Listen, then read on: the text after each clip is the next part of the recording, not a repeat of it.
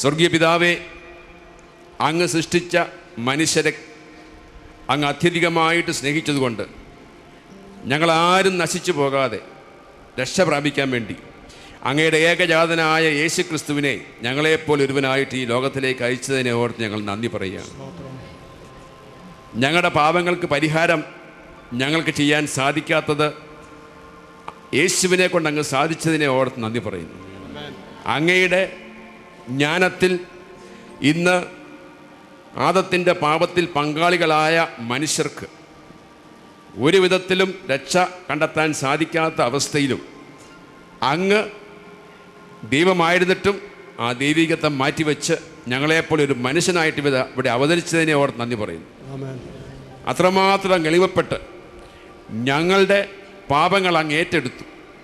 പരിശുദ്ധിയിൽ പരിശുദ്ധനായ അങ്ങ്, പാപമെന്തെന്നറിയാത്ത യേശു ഞങ്ങളുടെ പാപങ്ങൾ ഏറ്റെടുത്ത് ഞങ്ങൾക്ക് വേണ്ടി പാപമായി മാറി, ഞങ്ങൾക്ക് വേണ്ടി ശപിക്കപ്പെട്ടവനായി മാറിക്കൊണ്ട് കുരിശിൽ മരിച്ച് അടക്കപ്പെട്ട്, എന്നാൽ ഒരു കല്ലറകൾക്കും അവനെ ഒതുക്കാൻ സാധിക്കാത്ത വിധത്തിൽ മൂന്നാം ദിവസം പരിശുദ്ധാത്മാവിൻ്റെ ശക്തിയാൽ ഉയർത്തെഴുന്നേറ്റ് ഒരു പുതിയ സൃഷ്ടി ആരംഭിച്ച ആ അവസാനത്തെ ആദമായ യേശുവിലേക്ക് എല്ലാ മനുഷ്യരും കടന്നു വരാൻ വേണ്ടി ഞങ്ങൾ പ്രാർത്ഥിക്കുകയാണ്.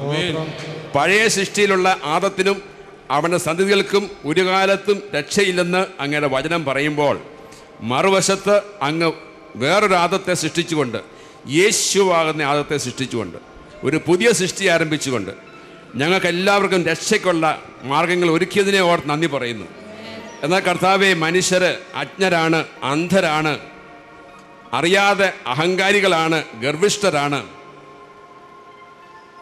ഞങ്ങളൊക്കെ അങ്ങനെ ആയിരുന്നു കർത്താവെ. എന്നാൽ നിൻ്റെ വലിയ കൃപ ഞങ്ങളിലേക്ക് വന്നതുപോലെ ഞങ്ങളുടെ കുടുംബത്തിലുള്ളവർക്ക് വേണ്ടി, ഞങ്ങളുടെ സ്നേഹിതന്മാർക്ക് വേണ്ടി, ഞങ്ങൾ കണ്ടിട്ടില്ലാത്തവർക്ക് പോലും വേണ്ടി ഞങ്ങൾ പ്രാർത്ഥിക്കുകയാണ്. നിൻ്റെ ഛായയിൽ സൃഷ്ടിക്കപ്പെട്ട ഒരു മനുഷ്യൻ പോലും നശിച്ചു പോകാതെ കർത്താവെ, അങ്ങ് ഇപ്പോൾ ഒരുക്കുന്ന ഈ വചനപ്രഘോഷണം ഈ ലോകത്തിൻ്റെ എല്ലാ ഭാഗങ്ങളിലേക്കും കടന്നു ചെന്ന് നിൻ്റെ സത്യമറിഞ്ഞ് ഒരു രക്ഷയിലേക്ക് വരാൻ വേണ്ടി പ്രാർത്ഥിക്കുകയാണ്. ഈ സമയം ഞങ്ങളെ ഓരോരുത്തരെയും അങ്ങ് സംരക്ഷിക്കണമേ കർത്താവേ. ഈ പരിപാടികൾക്ക് തടസ്സമിടാൻ സാത്താൻ ഒരുക്കുന്ന എല്ലാ തന്ത്രങ്ങളെയും നീ പരാജയപ്പെടുത്തുന്നത് പ്രാർത്ഥിക്കുകയാണ്. യേശുവിൻ്റെ നാമത്തിൽ പ്രാർത്ഥിക്കുന്നു. ഹല്ലേലൂയ. നമുക്കിരിക്കാം. ഹല്ലേലൂയ. നമുക്ക് ആദ്യമേ യോഹന്നാൻ്റെ 3-ാം അധ്യായം 1 തൊട്ട് 12 വരെ ഒന്ന് വായിച്ച് കേൾക്കാം. യോഹന്നാൻ 3, 1 തൊട്ട് 12 വരെ. ഫരീസയരിൽ നിക്കോമോദോസ് എന്ന പേരായ ഒരു യഹൂദ പ്രമാണി ഉണ്ടായിരുന്നു. അവൻ രാത്രി യേശുവിൻ്റെ അടുത്ത് വന്ന് പറഞ്ഞു, റബ്ബി, അങ്ങ് ദൈവത്തിൽ നിന്ന് വന്ന ഒരു ഗുരുവാണെന്ന് ഞങ്ങൾ അറിയുന്നു. ദൈവം കൂടെയില്ലെങ്കിൽ ഒരുവനും നീ ചെയ്യുന്ന ഈ അടയാളങ്ങൾ പ്രവർത്തിക്കാൻ കഴിയുകയില്ല. യേശു പറഞ്ഞു, സത്യമായി ഞാൻ നിന്നോട് പറയുന്നു, വീണ്ടും ജനിക്കുന്നില്ലെങ്കിൽ ഒരുവന് ദൈവരാജ്യം കാണാൻ കഴിയുകയില്ല. നിക്കോദേമോസ് ചോദിച്ചു, പ്രായമായ മനുഷ്യന് ഇതെങ്ങനെ സാധിക്കും? അമ്മയുടെ ഉദരത്തിൽ വീണ്ടും പ്രവേശിച്ച് അവന് ജനിക്കുവാൻ കഴിയുമോ? യേശു പ്രതിവചിച്ചു, സത്യമായി ഞാൻ നിന്നോട് പറയുന്നു, ജലത്താലും ആത്മാവിനാലും ജനിക്കുന്നില്ലെങ്കിൽ ഒരുവനും ദൈവരാജ്യത്തിൽ പ്രവേശിക്കുക സാധ്യമല്ല. മാംസത്തിൽ നിന്ന് ജനിക്കുന്നത് മാംസമാണ്, ആത്മാവിൽ നിന്ന് ജനിക്കുന്നത് ആത്മാവും. നിങ്ങൾ വീണ്ടും ജനിക്കണം എന്ന് ഞാൻ പറഞ്ഞതുകൊണ്ട് നീ വിസ്മയിക്കേണ്ട. കാറ്റ് അതിനിഷ്ടമുള്ളിടത്തേക്ക് വീശുന്നു, അതിൻ്റെ ശബ്ദം നീ കേൾക്കുന്നു, എന്നാൽ അത് എവിടെ നിന്ന് വരുന്നെന്നോ എവിടേക്ക് പോകുന്നെന്നോ നീ അറിയുന്നില്ല. ഇതുപോലെയാണ് ആത്മാവിൽ നിന്ന് ജനിക്കുന്ന ഏവനും. ഇതെല്ലാം എങ്ങനെ സംഭവിക്കും എന്ന് നിക്കോദേമോസ് ചോദിച്ചു. യേശു പറഞ്ഞു, നീ ഇസ്രായേലിലെ ഗുരുവല്ലേ, എന്നിട്ടും ഇക്കാര്യമൊന്നും മനസ്സിലാക്കുന്നില്ലേ? സത്യമായി ഞാൻ നിന്നോട് പറയുന്നു, ഞങ്ങൾ അറിയുന്നവയെപ്പറ്റി സംസാരിക്കുന്നു, കണ്ടവയെപ്പറ്റി സാക്ഷ്യപ്പെടുത്തുന്നു, എന്നിട്ടും ഞങ്ങളുടെ സാക്ഷ്യം നിങ്ങൾ സ്വീകരിക്കുന്നില്ല. ഭൗമിക കാര്യങ്ങളെപ്പറ്റി ഞാൻ പറഞ്ഞത് നിങ്ങൾ വിശ്വസിക്കുന്നില്ലെങ്കിൽ സ്വർഗീയ കാര്യങ്ങൾ പറഞ്ഞാൽ എങ്ങനെ വിശ്വസിക്കും?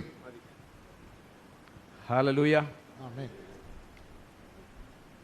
ആദ്യം നമ്മൾ ശ്രദ്ധിക്കേണ്ട ഒരു കാര്യം, നിക്കോദേമോസിനെ കുറിച്ച് വചനം പറയുന്നത് ഫരിസേയരുടെ കൂട്ടത്തിൽ അവനൊരു പ്രമാണിയായിരുന്നു. ഒരു ഫാരിസിയും ഒരു റൂളറുമാണ്. നിക്കോദേമോസ് എന്ന വ്യക്തി ഫരിസേയനാണ്, ഒരു പ്രമാണിയാണ്. ഫരിസേയന്മാരുടെ പ്രത്യേകത എന്താണെന്ന് ചോദിച്ചാൽ അവർ നിയമത്തെ മുറുകെ പിടിക്കുന്നവരാണ്. നിയമഗ്രന്ഥം മുഴുവൻ അവർക്കറിയാം. മോശയിലൂടെ കിട്ടിയ 10 പ്രമാണങ്ങൾ അവർക്കറിയാം. അതുകൂടാതെ അവർ തന്നെ അനേകം നിയമങ്ങൾ ഉണ്ടാക്കിയിട്ടുണ്ട്. അപ്പോൾ ഈ നിയമത്തിൽ ആശ്രയിച്ച് ജീവിക്കുക ഫരിസേയൻ്റെ പ്രത്യേകതയാണ്. നിയമത്തിൽ ആശ്രയിച്ച് ജീവിക്കുന്നവരെക്കുറിച്ച് വചനം പറയുന്നത് ഗലേത്യ 3-ാം അധ്യായം 10-ാമത്തെ വാക്യം ഒന്ന് വായിക്കാം. നിയമാനുഷ്ഠാനത്തിൽ ആശ്രയിക്കുന്ന എല്ലാവരും ശാപത്തിന് വിധേയരാണ്. എന്തെന്നാൽ ഇപ്രകാരം എഴുതപ്പെട്ടിരിക്കുന്നു, നിയമഗ്രന്ഥത്തിൽ എഴുതപ്പെട്ടിരിക്കുന്നതെല്ലാം അനുസരിക്കാതെയും പ്രവർത്തിക്കാതെയും ഇരിക്കുന്നവൻ ശപിക്കപ്പെട്ടവനാണ്. നിയമത്തിൽ ആശ്രയിക്കുന്നവനാണ് ഫരിസേയൻ. വചനം പറയുന്നു നിയമപ്രമാണത്തിൽ ആശ്രയിച്ച് ജീവിക്കുന്ന എല്ലാവരും ശാപത്തിലാണ്. നിയമത്തിൽ ആശ്രയിച്ച് ജീവിക്കുന്നവൻ ശപിക്കപ്പെട്ടവനാണെന്നാണ് വചനം പറയുക. ഇനി നിയമത്തിൽ ആശ്രയിച്ച് ജീവിക്കുന്നവൻ്റെ മറ്റൊരു പ്രത്യേകത ഗലേത്യക്കാർക്ക് എഴുതിയ ലേഖനം 5-ാം അധ്യായം 4-ാമത്തെ വചനം. നിയമത്തിലാണ് നിങ്ങൾ നീതീകരിക്കപ്പെടുന്നത് എന്ന് കരുതുന്നെങ്കിൽ ക്രിസ്തുവിനോടുള്ള നിങ്ങളുടെ ബന്ധം വിച്ഛേദിക്കപ്പെട്ടിരിക്കുന്നു. കൃപാവരത്തിൽ നിയമത്തിലാണ് നിങ്ങൾ നീതീകരിക്കപ്പെടുന്നത് എന്ന് നിങ്ങൾ വിശ്വസിക്കുകയാണെങ്കിൽ ക്രിസ്തുവുമായിട്ടുള്ള നിങ്ങളുടെ ബന്ധം വിച്ഛേദിക്കപ്പെട്ടിരിക്കുന്നു. അപ്പോൾ ഒരു ഫരിസേയനായിരിക്കുന്നവന് ഒരിക്കലും യേശുവുമായിട്ട് വ്യക്തിപരമായ ഒരു ബന്ധത്തിലേക്ക് വരാൻ സാധിക്കത്തില്ല.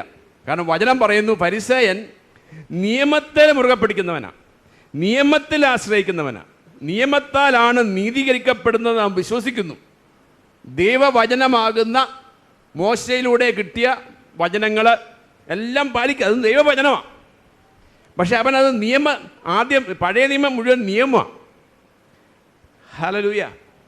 മനുഷ്യൻ രക്ഷ കണ്ടെത്തുന്നതിന് മുമ്പ്, രക്ഷകനായ യേശു ക്രിസ്തു ഈ ഭൂമിയിലേക്ക് വരുന്നതിന് മുമ്പ് മനുഷ്യന് ദൈവം നിയമം കൊടുത്തു.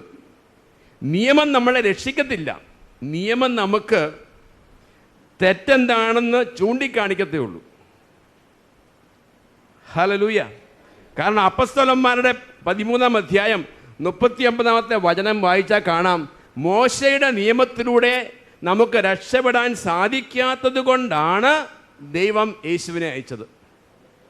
ദൈവമാണ് നിയമം തന്നത്, മോശയിലൂടെ നിയമം തന്നു. പക്ഷേ ആ നിയമം പാലിക്കുന്നത് കൊണ്ട് നമുക്ക് രക്ഷയില്ല.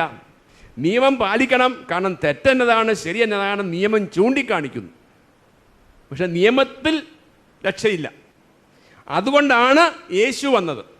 എന്നാൽ ഒരു ഫരിസേയന് ഇത് സ്വീകരിക്കത്തില്ല. അവൻ നിയമത്താലാണ് ന്യായീകരിക്കപ്പെടുന്നത്, നിയമത്താലാണ് രക്ഷപ്പെടുന്നത് എന്ന് വിശ്വസിക്കുന്നത് കൊണ്ട് അവൻ യേശുവുമായിട്ടുള്ള ബന്ധം വിച്ഛേദിക്കപ്പെട്ടിരിക്കുക. ഹല്ലേലൂയ. അപ്പം അങ്ങനെ ഒരു മനുഷ്യനാണ് നിക്കോദേമോസ്.